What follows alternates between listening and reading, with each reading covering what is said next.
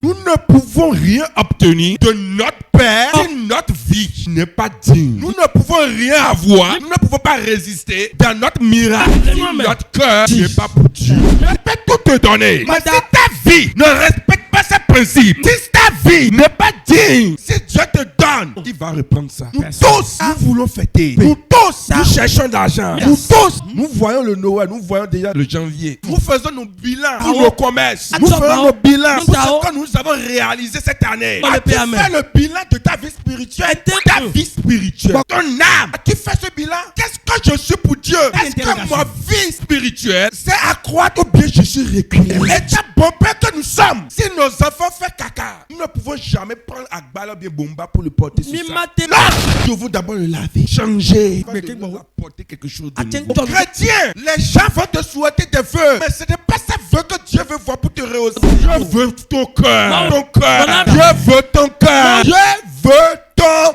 Il y a des gens ici, si tu rentres dans leur cœur, tu vas trouver des cadets de 100 ans, de 50 ans, de 20 ans, de 10 ans. Il y a déjà rouillé. Et qui empêche le miracle de venir. Il y a des gens ici, parce que quelqu'un les avait marqués. Regardez ça dans leur cœur. Quel est l'état de ton cœur avant de faire la traversée? Quel est l'état de ton âme avant de traverser? Quel est l'état de ton cœur? Ceux qui t'ont offensé, est-ce que tu les as déjà pardonnés? Ceux qui t'ont offensé, tu les as déjà pardonnés? Ceux qui veulent te tuer, ceux qui te complètent comme toi, c'est moi.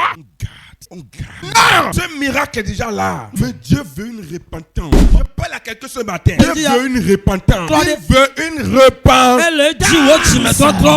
Si tu ne changes pas ta vie, tu ne peux rien recevoir de Dieu. Dieu, ce n'est pas en haut. Dieu, c'est ici. Le pardon.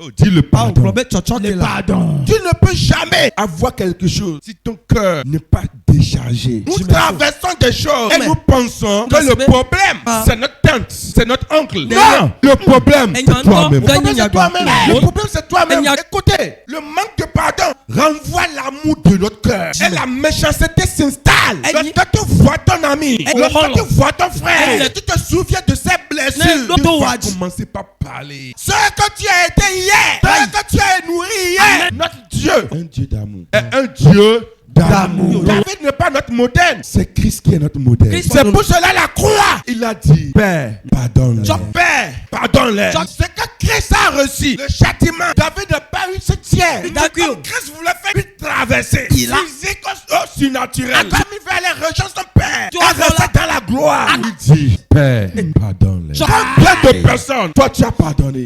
Si Jésus revient aujourd'hui, combien de personnes sont dans ton cœur? Joseph, ses frères l'ont vendu, mais lorsqu'il les a vus, il les a embrassés. Je vais te dire quelque chose. Pour dominer, pour régner dans tout, il faut pratiquer l'amour. La Bible dit, avant de venir s'engenouiller et demander quelque chose, si tu as problème avec quelqu'un, retourne aller régler ça d'abord. Pourquoi? Le manque de pardon, la colère peut être un obstacle pour ta bénédiction.